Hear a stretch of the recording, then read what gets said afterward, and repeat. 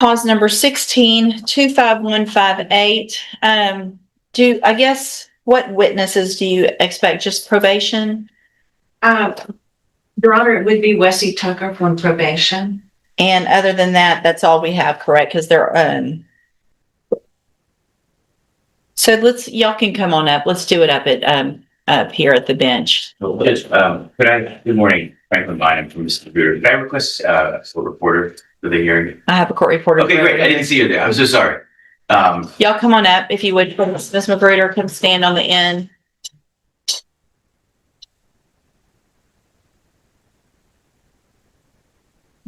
Good morning, ma'am. You're Louisa Magruder? Yes, ma'am. And Ms. Magruder's here with her attorney, Mr. Bynum. Ms. French is here on behalf of the state.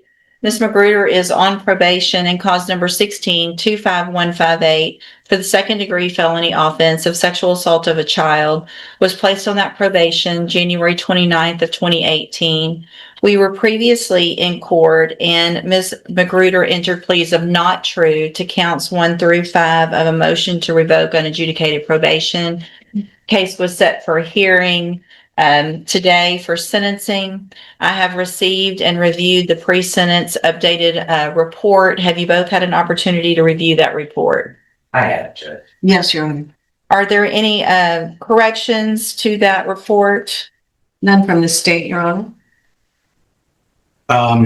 Judge, I would like to make some objections to the report, but if I may, I'd like to also point something else out to the court. This morning, I filed a application for a writ of habeas corpus under Article 11.072 in this case, and I have a courtesy copy of the report. I have a copy of it. So I don't think this is the appropriate time for that because Ms. Magruder is on a deferred probation and there is no conviction, if I'm correct, for this type of argument. I think if she were to be found guilty and her probation revoked, I've reviewed it. If I can rule on it if you want, or I can hold it and then, the gist of it is that you're saying that trial counsel was ineffective and that her plea was not knowing, voluntarily, and intelligent. Is that correct? Yes, Judge. And in addition, that there's an as-applied constitutional challenge in ground one regarding the strict liability. If I may, if this case were to result in a conviction, then that the proper habeas vehicle would be Article 1107. But since it is still a community supervision case as of this morning, the proper vehicle is still 1107-2. And having filed it at this time, I believe that the court's issuing the writ, which proposed order is on file, is mandatory, and that even if the case were to proceed to an adjudication and even a sentencing today, that the 072 matter would remain open and need to be heard. Your Honor, may the state be heard? Yes. I've talked with our appellate chief, and she's not received any notice of this 11072 writ application. That would be appropriate for the appellate division to see and respond to before there is any testimony or argument regarding that application. So I just received this morning. We're set for sentencing today. What I'm going to do is hold that writ. I'm not going to rule on it. I'm going to give the state time to prepare for any writ. I will have our counsel take a look at it as well. And if at that point I require any affidavits or testimony, we'll get it set for the appropriate hearing at that time. Okay, thanks, Judge. The only other housekeeping matter is, and I have a paper copy if the court would like, the order issuing the writ of habeas corpus is a mandatory. It doesn't create any relief or anything. It's just that is the mandatory statutory provision to begin the process. And I would ask the court to. I'm not going to sign that today. Again, I'm going to take a look at it when I have more time before I sign any order that I haven't had an opportunity to review the entire writ. Look at it with my counsel that works for the courts before I sign anything. So Again, I'm going to hold that. I'm not going to start any process at this point. It was filed today, just a couple hours before the hearing, so I don't think it's something that I've been in court all morning. I haven't had a time to take a look at. Ms. French has not either, and so again, that's going to be just on hold. I'm not taking that up at this time. Your Honor, may I be heard on one more matter? Yes. I was in court at 9 o'clock this morning for docket, and sometime maybe around 10:30, 10:20, I happened to look at my email on my cell phone to find that there's a motion to compel discovery and for in-camera review of the state's file. And the only thing that I would like to address regarding this motion at this time is that it refers specifically to the 11.072 motion and appears to suggest that the state has not complied with discovery. And this is a motion to revoke probation. I did provide discovery to the defense counsel on the motion to revoke, as well as the administrative hearing, which I'm not generally required to do, but I do to be helpful. And also the pre-sentence investigation report. So I would also like time to respond to this motion to compel. As I said, I just briefly skimmed it, but those items stood out. Well, based on the state Would also like time to respond to this motion to compel. As I said, I just briefly skimmed it, but those items stood out. well, based on the state. And here comes the tension. The judge is clearly frustrated that major motions were filed just hours before sentencing. Timing matters in court a lot. Filing late can sometimes look strategic, almost like trying to slow the train down at the last second. Whether intentional or not, you can feel the patience in the room starting to wear thin. Stood out. Well, based on the state's.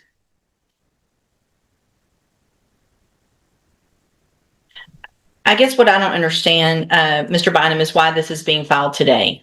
We're here for a hearing. We're going forward with sentencing today. Ms. French has represented to the court that she has provided discovery with regard to the motion to revoke, which is what we're here for today. There's already been a plea on that underlying offense, and so we're going forward with the motion to revoke hearing on sentencing at this time. I'm not going to sign or grant any motion to compel.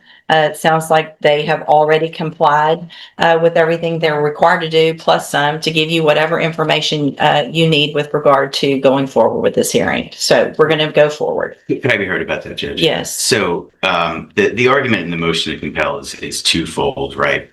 And I can tell the court, like, since it's an unadjudicated case, I believe that the standard discovery rules apply, and discovery is not limited to just the administrative documents and the matters regarding the motion to adjudicate guilt or the motion to revoke unadjudicated probation. That, you know, she is here being sentenced on the underlying offense, and I'm asking for discovery regarding the underlying offense, which I still haven't been provided. So my objection to proceeding today would be that on this ground would be that I have not received discovery after a request of the offense that we're here for sentencing, and that I think that the Morton Act requires that. The second fold argument here is that in 11072 habeas matter, which at this point is on file, that I have an additional ground that creates a discovery obligation in the state, since it is an 072 matter, contrasting that to 1107 matters, which have their own kind of scheme to replace. Here's what we're not going to do. We're not going to go forward again on any 11072 matter today or anything that was filed 2 hours before the hearing. And so we're going forward. You've been provided the updated pre-sentence report. It sounds like you were provided the original pre-sentence report, as well as administrative hearing and other information that Ms. French is relying on with regard to the hearing that we're here for today. The pre-sentence report that you received from before does have the police and court version. It has the defendant's version. It has a statement of interested parties. So you have already some of that information in addition to, obviously, I'm sure, visiting with your client. So at this time, we're going to go forward. Ms. French, you may call your first witness. Your Honor, may I respond to one thing to Sure. give court notice of? In 2016, Councilman Aldwin Samuel, not Councilman, Counsel Aldwin Samuel was the attorney for Ms. It was actually Magruder. Mr. Sean Samuel. Oh, Sean Samuel. I'm Mhm. sorry. I saw Samuel very quickly. Sean Samuel was the attorney for Ms. Magruder, and I did check to see that he received the media in this case and signed for it. And while I did not have time to also search for an email stating that he had received discovery in 2016, which doesn't show on our current system, the state would point out that she did have the benefit of counsel who did receive discovery under 3914 in the original case. Now, I do understand that Mr. Bynum is trying to make law on this 10-year-old plea of guilt and deferred adjudication order. I would feel more comfortable, Your Honor, if we address these things before we have a sentencing hearing, but I'll do what the court would like to do.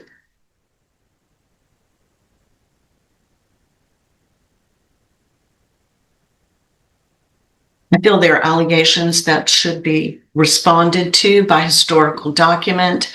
I'm also guessing that somewhere in the court's file of this matter, there is a discovery certificate showing discovery was given under 3914 in the original case. And that would be important to note. I'd like to be able to gather certified copies of those documents in a written response to these motions. Just a minute.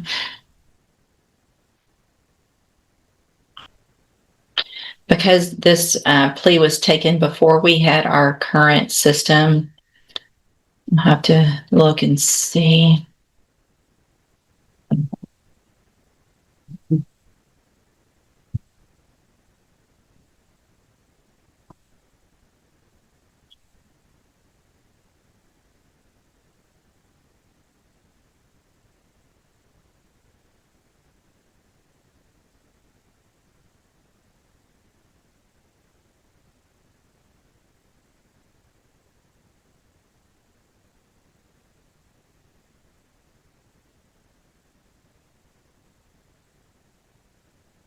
But we had those certifications like we do now. I mean, they certified during the plea. But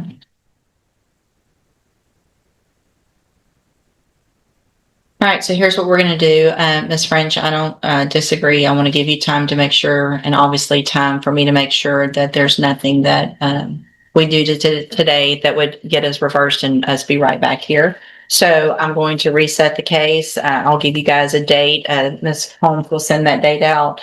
I'll take a look at everything, and then we'll go forward in just a few weeks on that. All right, Ms. Magruder, you can go back with the bailiff.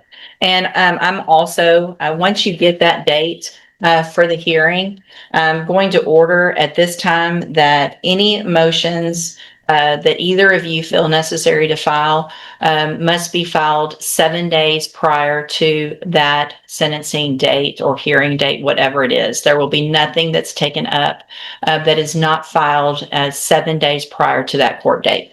All right. And Judge, could I just tell the court I'll make whatever accommodations I can, except the last 2 weeks of May. I have some inflexible travel. If you'll just make sure that you have filed a vacation letter with Jefferson County. So when Ms. Holmes does the reset, that should pop up and she'll see it. Otherwise, there's nothing I can do. So make sure you get that filed today. All right, Ms. Magruder, you can go back with the bailiff. Mr. Parker. Yes, ma'am. Do you fully understand them? Yes, ma'am. And do you understand if I follow the agreement that you've made with the district attorney that you'll be waiving or giving up any right to appeal? Yes, ma'am. And it looks like the agreement that you've reached is for a 5-year deferred probation. There would be a $500 fine. You would be required to follow all of the rules and conditions of probation, and that would likely include mental health treatment so that you can stay on the right path and be able to be successful. Is that your understanding? Yes, ma'am. Also, that there would be a dismissal in clause number 25 DCCR 0170 as part of that. Is that correct? Yes, ma'am. Also, do you understand if you're not a U.S. citizen that a plea of guilty or no contest may result in your deportation, exclusion from admission to the country, or denial of naturalization under federal law? Yes. State tenders number 1. No objection. It's admitted. All right, Ms. Bailey, I'm going to find that you entered your plea of guilty freely and voluntarily. Find again that you're mentally competent and you understand the nature and the consequence of your plea. Find sufficient evidence to find you guilty. However, I'm going to reset your case for sentencing so we can get a pre-sentence report done. And that'll just give me more information about you, your case, and that way also everything will be in place for you to have anything that you need as soon as you start your probation with regard to mental health or anything else, okay? Yes, ma'am. And so we'll see you back at sentencing. And just like that, the entire hearing State shifts tenders direction. number 1. No objection. Instead of admitted. pushing forward All right, with Ms. Bailey, I'm sentencing, going the to judge find hits that you pause entered to your avoid plea of possible guilty reversal on freely and appeal. voluntarily. That's Find actually again a that you're smart mentally judicial competent move. and you understand the nature No and the judge wants a consequence of higher your court plea. to later say, Find start sufficient over. evidence to find you guilty. Sometimes However, I'm going to delaying the reset case your is the case for safest way to sentencing protect the so we case can get a itself.